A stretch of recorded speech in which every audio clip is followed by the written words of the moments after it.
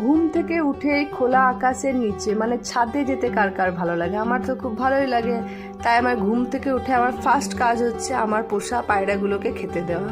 এই কাজটা সকালে না করলে তো অসম্পূর্ণ থেকে যাবে। তারপর নিজেকে একটু রিফ্রেশ করার জন্য একটু কোকোনাট ওয়াটার নিয়ে নিলাম।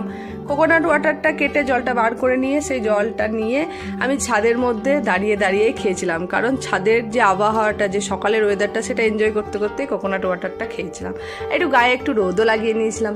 তারপর বর তো কাজে বেরোবে, তার জন্য বরের ব্রেকফাস্ট রেডি করছিলাম। এখানে বরের জন্য স্ট্রবেরি, ওটস আর মিল্ক দিয়ে একটা স্মুদি টাইপের বানিয়েছিলাম। এই স্মুদিটা খেতে বর খুব ভালোবাসে সকালবেলায়, কারণ সকালবেলায় বেশি হেভি খাবার তো খাওয়া একদমই ভালো নয়।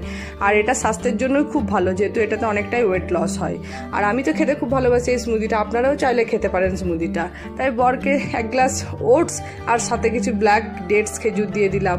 ভিডিওটা ভালো লাগলে please like, share and subscribe করবেন এবং বেল